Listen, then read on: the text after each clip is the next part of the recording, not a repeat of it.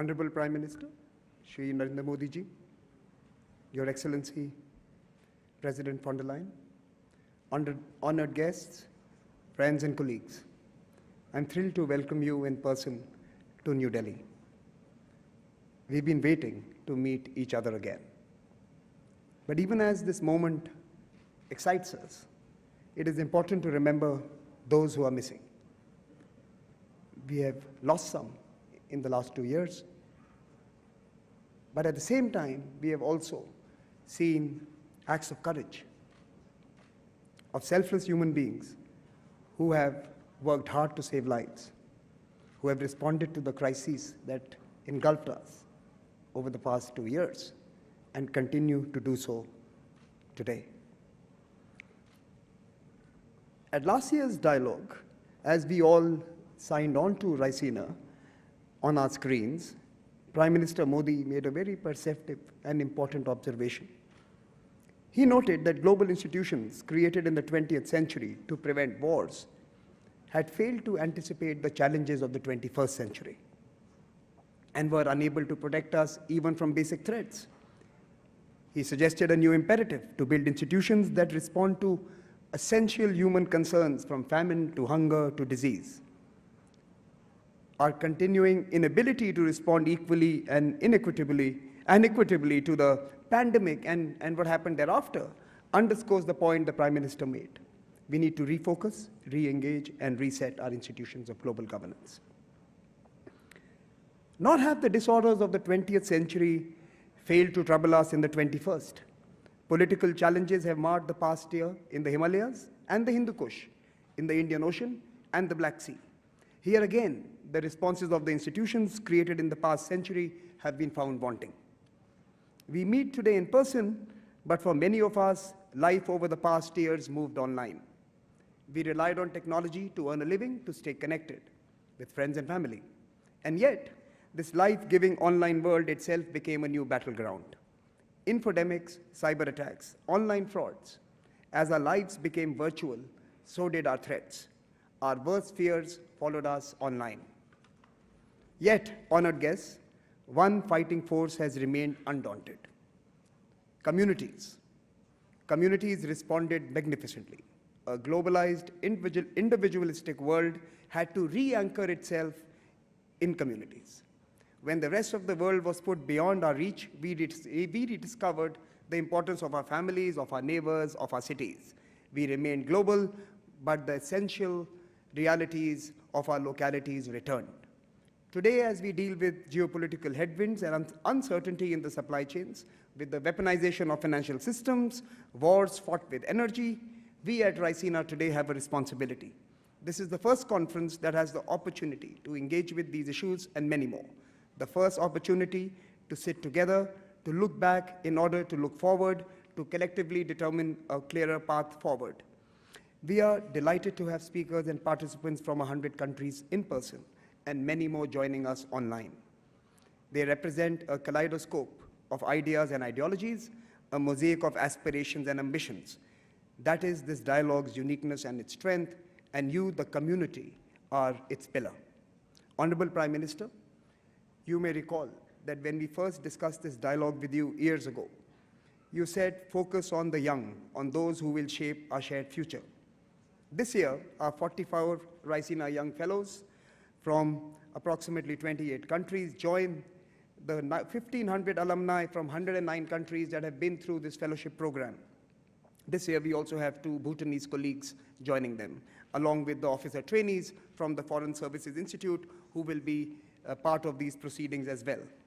And soon, we are going to welcome to the Raisina family a Future Diplomats Forum, whose alumni will, through their actions and careers, answer many of the questions we will ask ourselves in the days ahead. There are conversations that are hosted in Delhi, but there are also conversations happening in Washington, D.C., and indeed in Berlin this time around. Hopefully next year, we will also have an in-person gathering in Canberra. The Raisina Dialogue will follow the sun in search of solutions to the most pressing questions that unite humanity. Let me welcome you all once again to New Delhi and thank our special dignitaries for agreeing to inaugurate this session today. With that, let me invite Mr. Sanjay Joshi Chairman of the Observer Research Foundation, to introduce the program and indeed our speaker this evening. Mr. Joshi, over to you.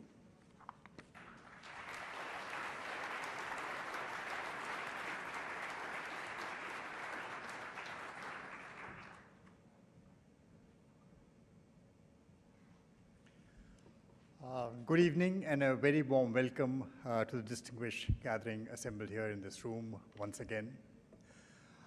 We are assembled in person after a hiatus of 2 years. Last year was an online forum when we gathered together at the Raisina Dialogue in front of our computer screens. So very good evening, Honorable Prime Minister Shri Narendra Modi ji, Her Excellency Ursula von der Leyen, President of the European Commission and our chief guest for this evening, Honorable External Affairs Minister, Mr. Jaishankar, partners from the Ministry of External Affairs, ministers, admirals, delegates, experts gathered from 100 countries, and our young Raisina fellows in this room. We host this year the Raisina Dialogue, I must confess, with some trepidation. Now, this dialogue was created as a venue for conversations between global statesmen, thinkers, leaders across politics, government, businesses, media, civil society, you name it, a vast array of expertise to bring it together in the rooms of the Taj Palace.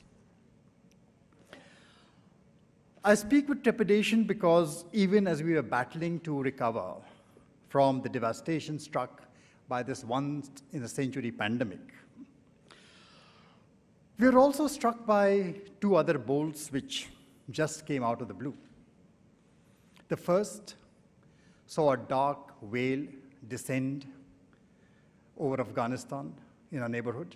That was August 2021. And the second has just redrawn the Iron Curtain across the heart of Europe.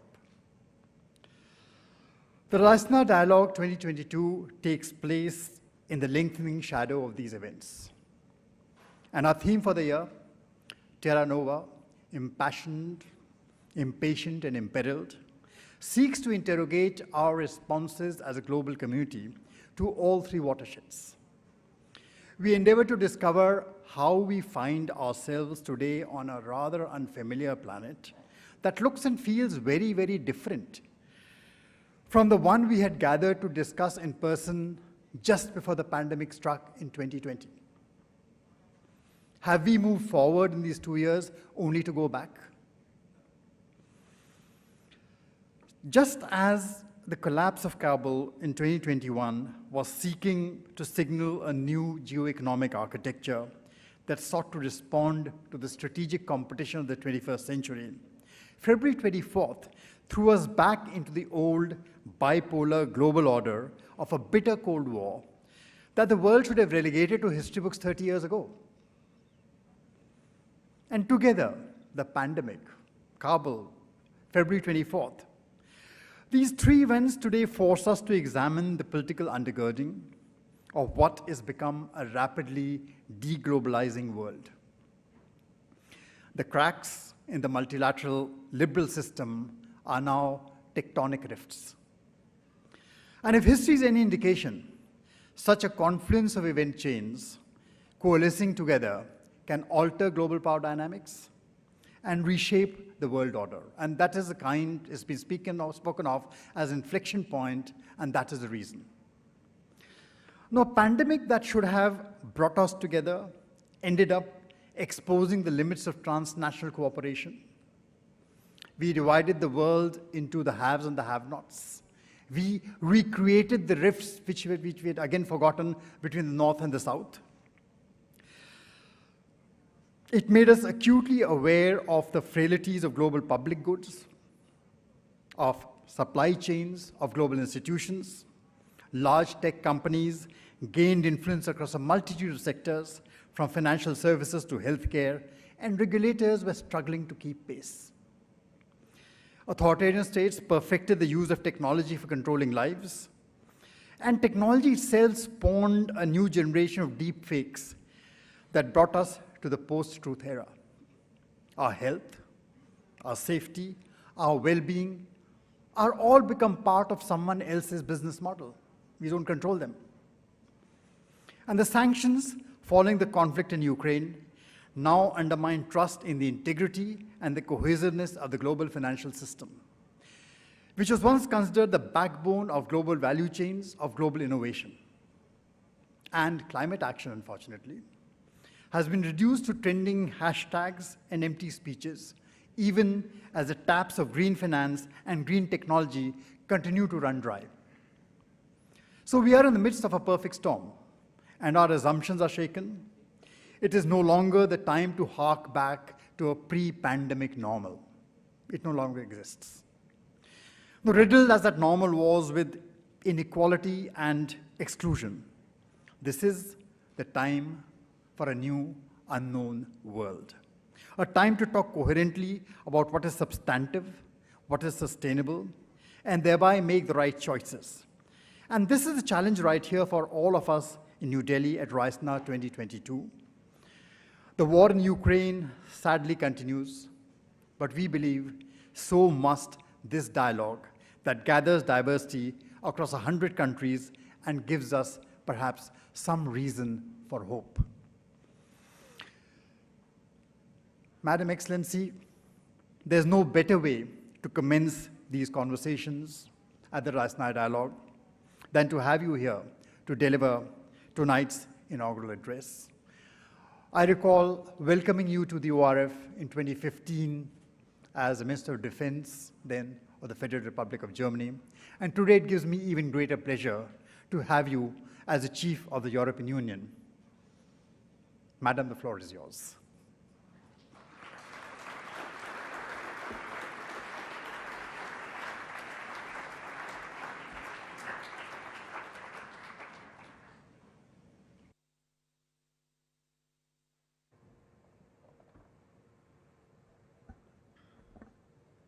Prime Minister Modi, Excellencies, Ambassadors, distinguished guests. Every 5 years, when Indians are casting their vote in parliamentary elections, the world watches with admiration as the world's largest democracy charts its future path. Because the outcome of decisions made by 1.3 billion people resonates around the globe. This is especially true for Europe. As vibrant democracies, India and the European Union share fundamental values and common interests. Together, we believe in each country's right to determine its own destiny. Together, we believe in the rule of law and fundamental rights. And together, we believe that it is democracy that best delivers for citizens. So, despite our geographic distance and despite the different languages we speak, when we look at each other, we do not meet as strangers, but as close friends. Democracy was born more than 2,000 years ago in Europe, but today its largest home is India. For the European Union, strengthening and energizing its partnership with India is a priority in this upcoming decade. Both our economies thrive in a world of common rules and fair competition. And we share the same interests in safe trading routes, in seamless supply chains, and in a free and open Indo-Pacific. Both our regions are driving forces in the digital revolution, and this makes us natural partners in setting global standards to make sure that the rules of the analog world also count in the digital domain. And of course, both India and the European Union are key in the transition to a more sustainable and green future for our planet. So we must pool our strength in the fight against climate change. It's so urgent. And this is our common responsibility, not only towards the global community, but mostly towards the next generation. However, our values are not shared by everyone. We all see the rising challenges to our open and free societies. This is true for the technological and the economic domain, but it is also true for security. The reality is that the core principles that underpin peace and security across the world are at stake, in Asia as well as in Europe. The images coming from Russia's attack on Ukraine have shocked and are shocking the whole world. 2 weeks ago, I visited Bucha, the suburb of Kyiv, which was devastated by Russian troops as they withdrew from the north of Ukraine. I saw with my own eyes the bodies lined up on the ground. I saw the mass graves. I listened to survivors of atrocious crimes the Kremlin soldiers committed. I saw the scars of bombed schools and resident houses and hospitals. These are severe violations of international law, targeting and killing innocent civilians, redrawing borders by force, subjugating the will of a free people. This goes against core principles enshrined in the UN Charter. In Europe, we see Russia's aggression as a direct threat to our security. We will make sure that the unprovoked and unjustified aggression against Ukraine will be a strategic failure. This is why we're doing all we can to help Ukraine fight for its freedom. This is why we immediately imposed massive, sharp, and effective sanctions. Sanctions are never a standalone solution. They are embedded in a broader strategy that has diplomatic and security elements. And this is why we have designed the sanctions in a way to sustain them over a longer period of time, because this gives us leverage to achieve a diplomatic solution that will bring lasting peace. And we urge all members of the international community to support our efforts for lasting peace. And if we consider what it means for Europe and Asia, that Russia and China have forged a seemingly unrestrained pact, they have declared that the friendship between them has no limits, that there are no forbidden areas of cooperation. This was in February this year. And then the invasion of Ukraine followed. What can we expect from the new international relations that both have called for? Ladies and gentlemen, this is a defining moment. Our decisions in these days will shape decades to come. Our response to Russia's aggression today will decide the future of both the international system and the global economy. Will heinous devastation win, or humanity prevail? Will the right of might dominate, or the rule of law? Will there be constant conflict and struggle, or a future of common prosperity and lasting peace? What happens in Ukraine will have an impact on the Indo-Pacific region. It already has. Countries battered by 2 years of COVID pandemic must deal now with rising prices for grain, energy, and fertilizers as a direct result of Putin's war of choice. Thus, the outcome of the war will not only determine the future of Europe, but also deeply affect the Indo-Pacific region and the rest of the world. For the Indo-Pacific region, it is as important as for Europe that borders are respected and that spheres of influence are rejected. We want a positive vision for a peaceful and prosperous Indo-Pacific region. The region is home to half of the world's population and 60% of the global GDP. Our vision is that the Indo-Pacific region remains free and open and becomes more interconnected, prosperous, secure, and resilient. With an open and rules-based security architecture that serves all interests.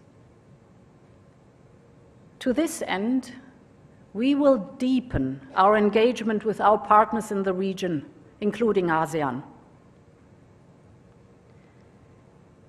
On China, we will continue to encourage Beijing to play its part in a peaceful and thriving Indo-Pacific region.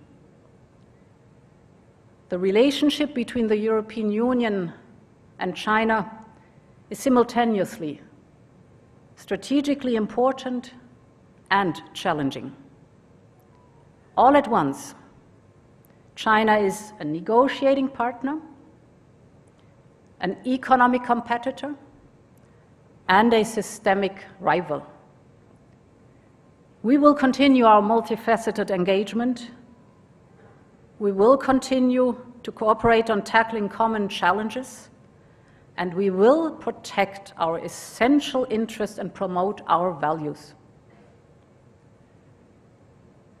And on this foundation of engagement in the Indo-Pacific region, we seek to build a new common agenda for the 21st century.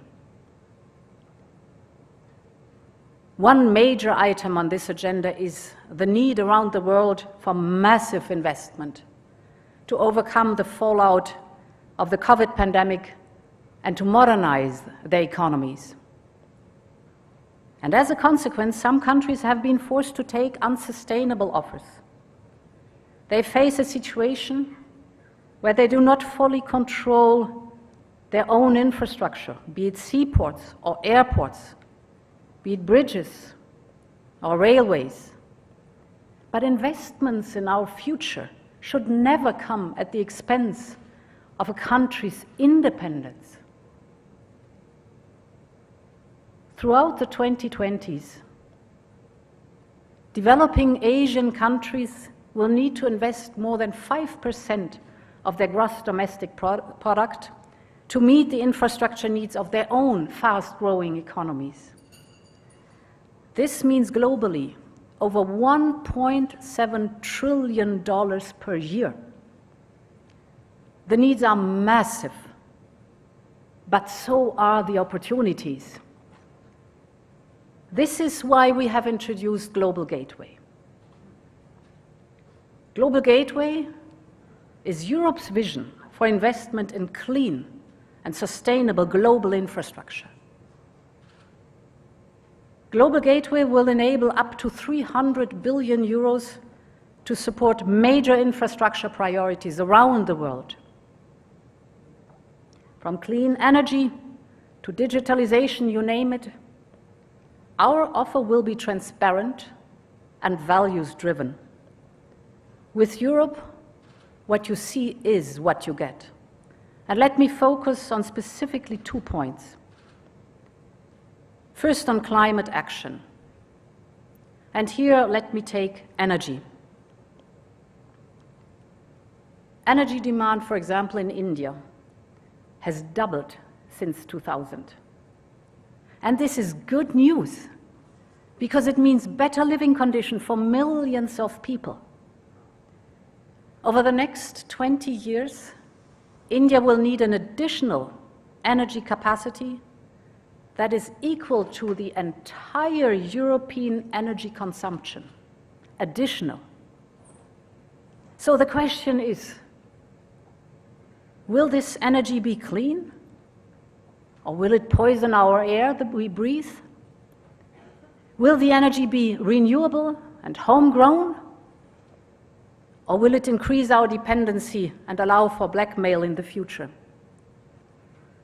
I was very glad, Prime Minister, to hear that you declared that India will be energy independent before it celebrates its 100th birthday of the country's independence in 2047.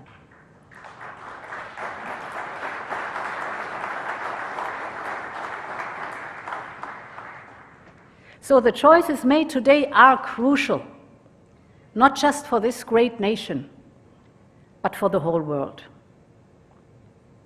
Global Gateway could bring, for example, to India and Bangladesh more hydropower produced in Nepal and Bhutan. It could build clean hydrogen infrastructure to power up your heavy industries. Just yesterday, I visited the headquarters of the International Solar Alliance. This is a great partnership launched by Prime Minister Modi and now bringing together 86 countries.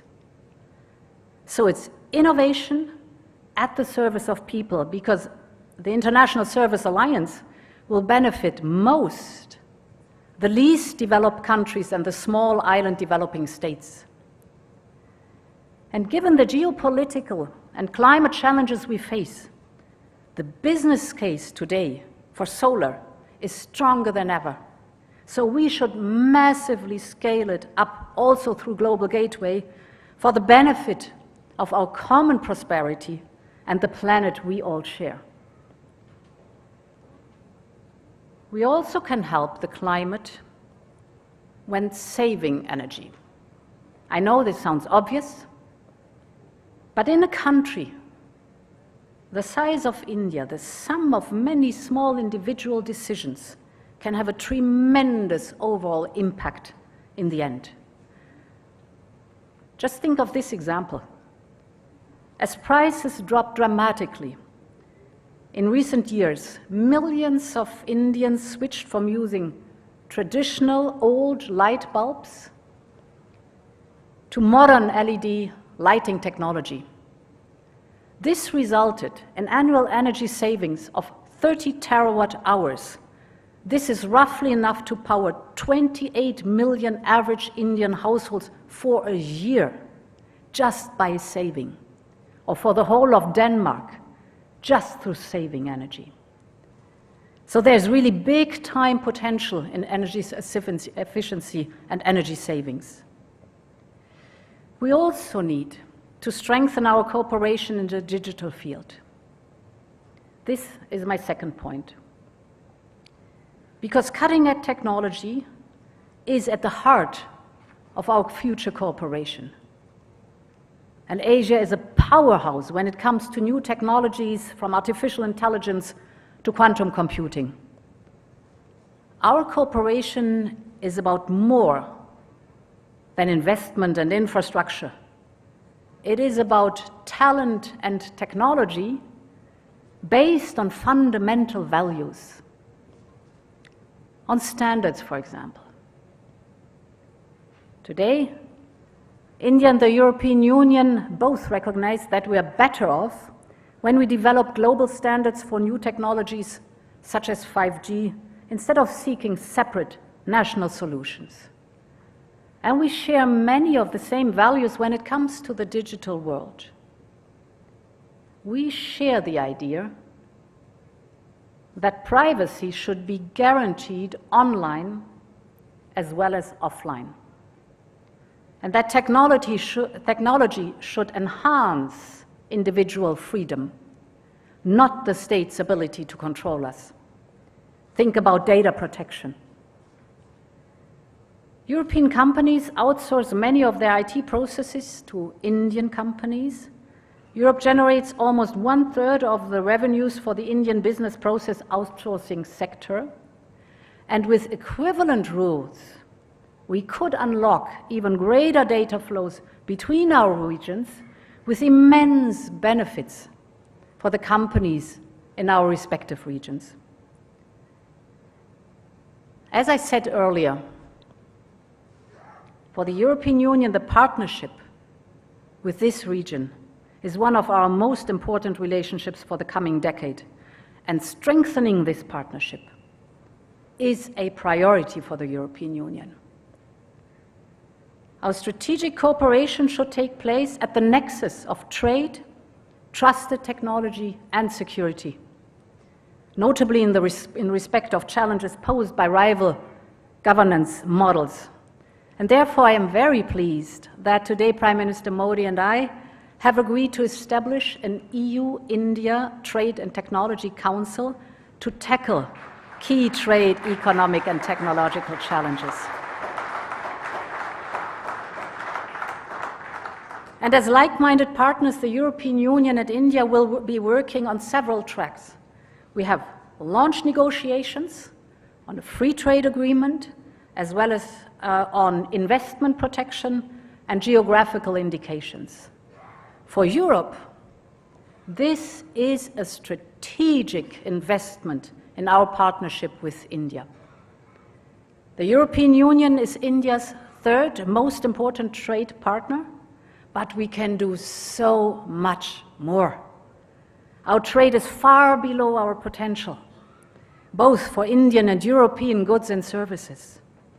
So this deal will bring new technologies, new investment, an unprecedented integration into shared value chains. We are the two largest democracies in the world, and together we have a lot to give for the benefit of the people. Ladies and gentlemen, we are living indeed in a terra nova, as the title of this year's Raisina Dialogue suggests. We all have to choose whether we want a terra nova to be wild, dangerous, and an unlivable place, or a better home for all humankind. I am convinced that democracies will have a crucial role to play in defining the world of tomorrow. I want Europe to be a partner for Asia in shaping this new world, a world of independent yet interconnected countries, working together for a more prosperous and peaceful world, working together for the benefit of humankind. Thank you very much for your attention.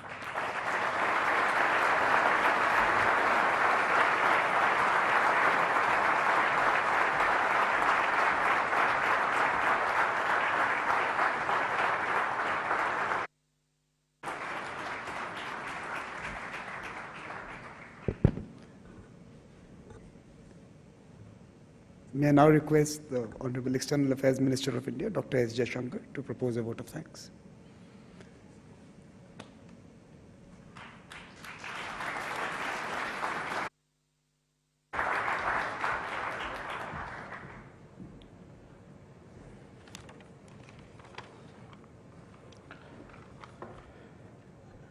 Prime Minister Shri Narendra Modi ji, President von der Leyen, Excellencies, ladies and gentlemen. It's a great pleasure to propose the vote of thanks at the inaugural of the 6th Raisina Dialogue. In 2015, Prime Minister, you gave us the task of creating a Make in India, Make for the World platform to debate contemporary issues. This reflected both your confidence in shaping the global agenda as well as in the strength of our summoning powers.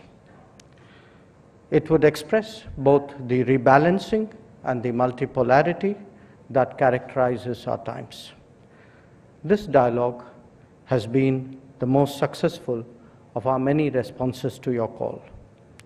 7 years later, we have today in our midst 1,200 participants drawn from 99 nations, ready to hear 100 panels and conversations. And I can say this with all humility, that the Raisina Dialogue is among the best in its class.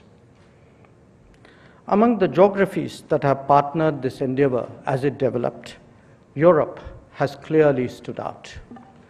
It is therefore only fitting that the keynote address today should be delivered by President von der Leyen of the European Commission. She and Prime Minister Modi were the co-chairs of the 27+1 EU summit at Porto in May 2021 that has set new directions for our partnership. Her personal leadership was largely responsible for the impetus given to the initiatives designed to take our ties to the next level. These include an FTA, an investment agreement, and a geographical indications agreement. Earlier today, we announced the launching of the Trade and Technology Council as well. This coordination mechanism will facilitate our working together on expanded trade, on trusted technologies, and on security.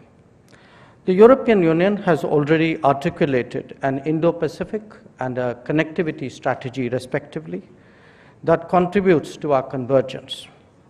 Our climate action, digital, and other conversations are getting increasingly serious.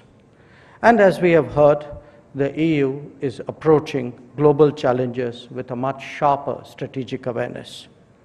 Indeed, these are the subjects of discussions at this very dialogue. Let me therefore conclude by thanking President von der Leyen for her very thoughtful address that has set the tone for our deliberations. Our collective appreciation, naturally, to Prime Minister Modi, who remains the inspiration for this dialogue. I recognize the commitment of the organizers, Observer Research Foundation, whose painstaking preparations are so visible, and I'm sure that you all equally applaud. And not least, I thank all participants and those who have joined us virtually for being part of this exciting journey. Thank you very much.